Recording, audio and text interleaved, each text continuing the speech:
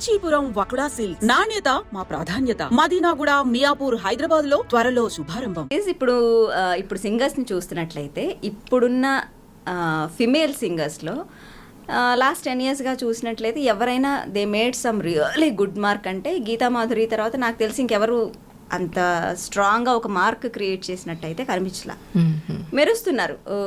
Ramya Behara is really sing well and there are also other singers who are making mark for themselves. But Geetha పాడినన్ని పాటలు కానివ్వండి, తను create చేసినంత impact కానివ్వండి, నాకు తెలిసి దాని తర్వాత ఎవరు క్రియేట్ చేయాల. But as in for male singers, ఆ మేల్ సింగర్స్ డామినేషనే నడుస్తూ ఉందా అని నాకు అనిపించింది. What do you say?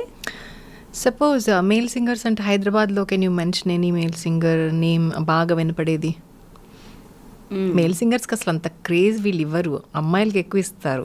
ఇప్పుడు ఇన్స్టాగ్రామ్లో కూడా అమ్మాయిల పోస్టులకు వచ్చిన లైక్లు అబ్బాయిలకి రావు అనేది ప్రతి చోట నాకు మన అందరికీ వినపడే కంప్లైంట్.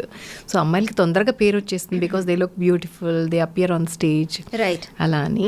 బట్ డామినేషన్ అని నేను అనుకోను. ఒక పాట పాడాలంటే మేల్ వాయిస్ ఎంత అవసరమో ఫీమేల్ వాయిస్ కూడా అంత అవసరము. కాకపోతే మేల్ సోలోస్ ఎక్కువ ఉంటాయి, ఫీమేల్ సోలోస్ చాలా తక్కువ ఉంటాయి. ఫీమేల్స్కి సోలో సాంగ్స్ దొరకవు ఎప్పుడు కూడా. మీరు అబ్జర్వ్ చేస్తే డ్యూయట్ ఉంటుంది. కాకపోతే ఇప్పుడు కొంచెం ఐటమ్ సాంగ్స్ లాగా వచ్చాయి కాబట్టి కొన్ని పాటలు ఇప్పుడు అంటావా మామ is a solo song I guess కదా, అలాంటివి ఇప్పుడు వస్తున్నాయి తప్ప మెలడీస్లో మనం వెతుక్కోవాలి. అసలు ఒక్క సోలో సాంగ్ చిన్ని చిన్ని ఆశ లాంటి సాంగ్ కానీ, వింటున్నావా లాంటి పాట కానీ ఉందా ఎక్కడన్నా అని అంటే ప్రియతమా ప్రియతమా, పలికినది మనసులో సరిగమా, అలాంటివి చాలా తక్కువ వస్తాయి యాక్చువల్గా, very rare.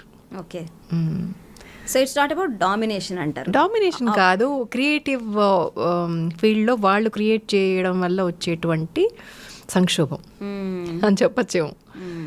Like the way film demands they create opportunity. ఒక అమ్మాయి ఇప్పుడు నేను పాడాను రామారామ పాట, అది యాక్చువల్గా Mona Mona duet song.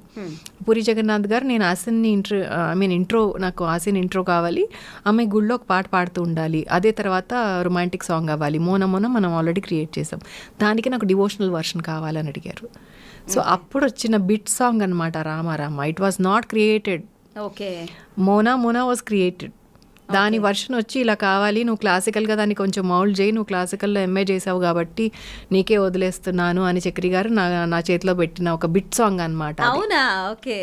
So ఆ మోనా మోనా ఛాయలు రాకుండా, రొమాంటిక్ ఇది రాకుండా నేను క్లాసికల్గా భక్తితో పాడిన పాట అనమాట అది.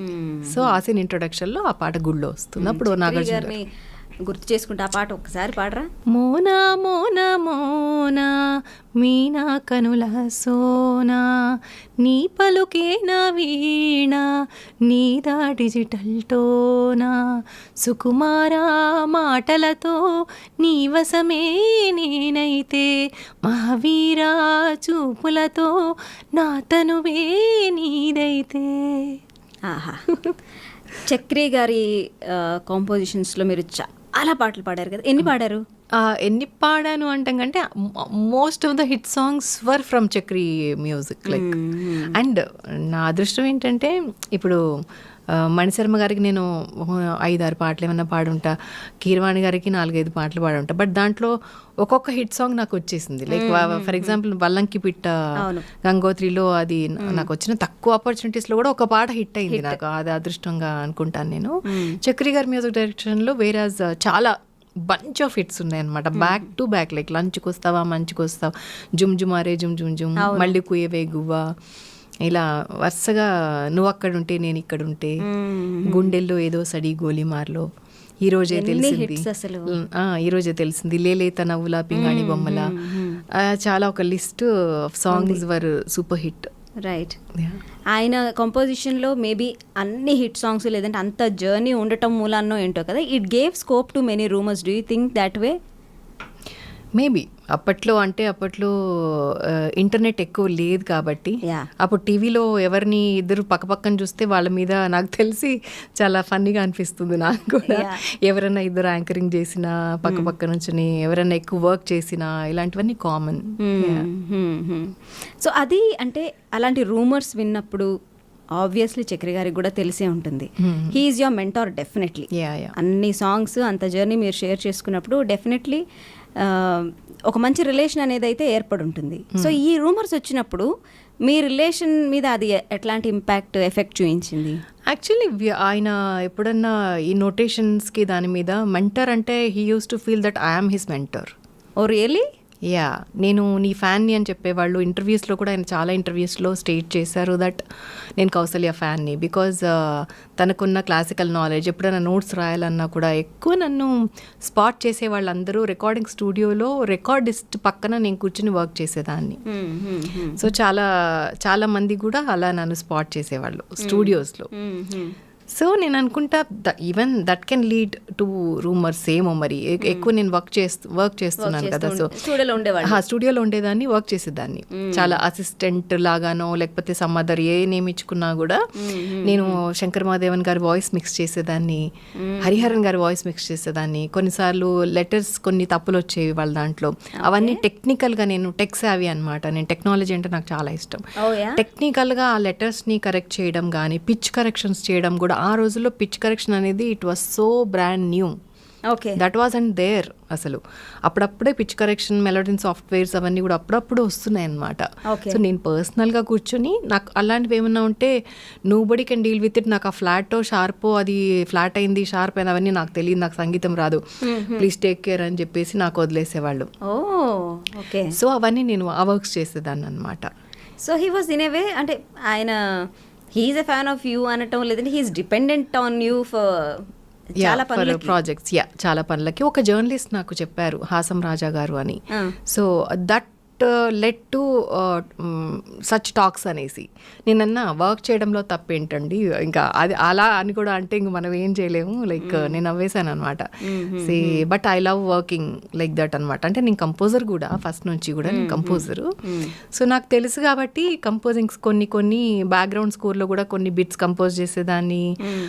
మా అమ్మాయిలకి, గ్రూప్ ఆఫ్ అమ్మాయిలు ఉండే వాళ్ళందరికీ ఇచ్చేయడం, నోట్స్ ఇచ్చేయడం, పాడించేయడం ఇవన్నీ చేస్తూ ఉండేదాన్ని అనమాట. సో అందరూ నార్త్ నుంచి వచ్చిన సింగర్స్ కరెక్షన్స్ అవన్నీ చేస్తూ ఉండడం వల్ల మేబీ అప్పుడు నాతో చెప్పారు, లైక్ ఒక ఇదిలాగా అనమాట, నోటీస్ ఇవ్వడం లాగా చెప్పారు, ఇలా చేయడం వల్ల ఇలా అనుకుంటున్నారు అని చెప్పి. నేను అన్నాను అలానే నేను I don't stop because I love that.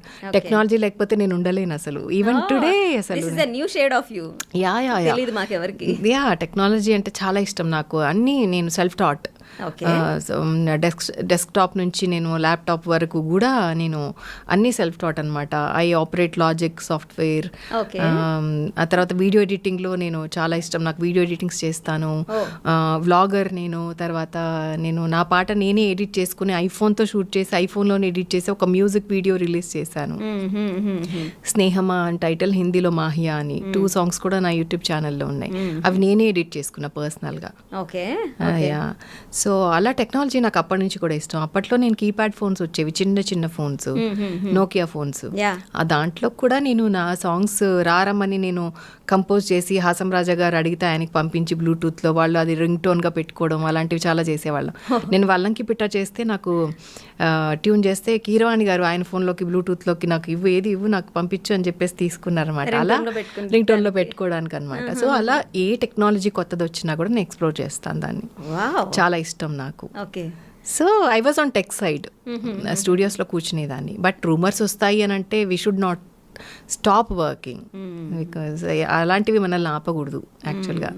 So ఇంకొక ఇంటర్వ్యూలో కూడా నేను విన్నాను, చక్రి గారిని ఇదే మాట అడిగారు, బట్ ఎందుకు తనని మీరు ఎక్కువ పాడించారు అనేసి. నా పాటలన్నీ ఎక్కడో ఉంటాయి.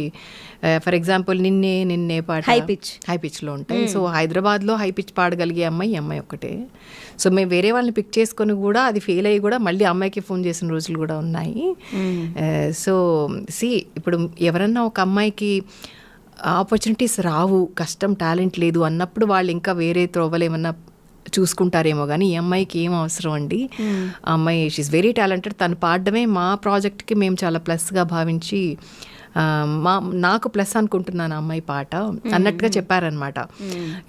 ఇట్ వాస్ లైక్ అసలు అమేజింగ్గా అనిపించి నాకు చాలా ఫోన్స్ వచ్చాయి అనమాట. అప్పుడు ఏంటి ఇంత ఇదిగా, నా రిలేటివ్స్ కూడా ఫోన్ చేశారనమాట, ఏంటి ఇంత అడ్మైరింగ్గా ఆ వాయిస్, నీ వాయిస్ అంటే అంత ఇష్టం అంటే. బయట ఎన్నోసార్లు చెప్పారు, ఇంటర్వ్యూలో ఇది ఫస్ట్ టైం చెప్పడం, బట్ నాకు ఫ్యాన్ ఇక్కడ, మీ ఫ్యాన్ ఇక్కడ అని నా ముందే అంటారనమాట పాడేటప్పుడు కూడా. ఎవరన్నా ఫెయిల్ అయిపోయి వెళ్ళిపోయినప్పుడు మళ్ళీ నేను వచ్చినప్పుడు కూడా అంటారనమాట, ఎంతైనా కౌసల్యే కౌసల్యే. కానీ ఇలాంటి రూమర్స్ విన్నప్పుడు జట్కే అనిపించింది, వాట్ ఈస్ దిస్ అన్నట్టు ఫస్ట్ లో అనిపించింది. బట్ కొంచెం ఏంటి మనం ఇట్లా ఫన్ చేయకూడదా మరి ఇలా వచ్చినప్పుడు ఏంటి అనే ఒక ఆలోచన వస్తుంది ఎవరికైనా ఒకళ్ళకి. కాకపోతే ఇంత టెక్నాలజీ లేదు కాబట్టి కొంచెం అప్పటికి వినపట్టం వరకే, కొంచెం ఎక్కడన్నా రాయటము ఇలా వినపట్టం వరకే. డిజిటల్ మీడియా అప్పుడు ఇప్పుడున్నట్టు ఉండుంటే ఎలా ఉండేదో అది వర్స్ట్గా ఉండేదేమో మేబీ.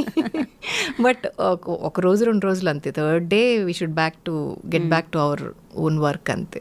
ఓకే, మీ ఫస్ట్ సాంగ్ నీకోసం ఆర్పి పట్నాయక్ గారితో లాంచ్ అయ్యారు. దాని తర్వాత చిత్రం, అది ఒక సూపర్ డూపర్ బ్లాక్ బస్టర్. దాని తర్వాత కూడా ఆర్పి పట్నాయక్. ఫస్ట్ 3 సాంగ్స్ ఆర్పి పట్నాయక్ గారివే, మంచి మంచి మంచి పాటలు పడ్డాయి. కానీ చక్రి గారి కాంబినేషన్లో మీరు ఎక్కువ పాటలు, ఎక్కువ హిట్ సాంగ్స్ పాడారు. అవును. బట్ ఐ హర్డ్ దట్ మీరు ఫస్ట్ పాడింది చక్రి గారికే కానీ రిలీజ్ అయింది ఆర్పి పట్నాయక్ గారి. సో ఇప్పుడు ఎవరు మీకు మెంటార్, ఎవరు గురువు అనుకోవాలి? మిమ్మల్ని లాంచ్ చేసింది ఎవరిని అనుకోవాలి? అదే అంటారు ఆర్పి గారు ఎప్పుడు. ఈ ఒక్క విషయంలో మాత్రం, కౌశల్య విషయంలో, అండ్ ఇంకిద్దరు ఉన్నారు మేల్ సింగర్స్లో, రవివర్మ, వేణు, ఇలా వీళ్ళ విషయంలో చక్రి గారి దగ్గర, ఆర్పి గారి దగ్గర కామన్గా పనిచేసేవాళ్ళం. మేము ఒక టీం అనమాట. సో సింగర్స్ అక్కడ పాడేవాళ్ళు, ఇక్కడ పాడేవాళ్ళు. సో ఆయన అంటారనమాట, ఈ బ్యాచ్ ఉన్నారబ్బా, మన బ్యాచ్ విషయంలో మాత్రం మనం ఇద్దరం క్రెడిట్ తీసుకోవాలి, ఒక్కళ్ళకి చెందదు ఇది. నేను చెప్పను, ఆర్పి అండ్ చక్రి ఇద్దరు ఇంట్రడ్యూస్ చేసినట్టు అని అంటారనమాట. Which is like very pleasant to hear. Right.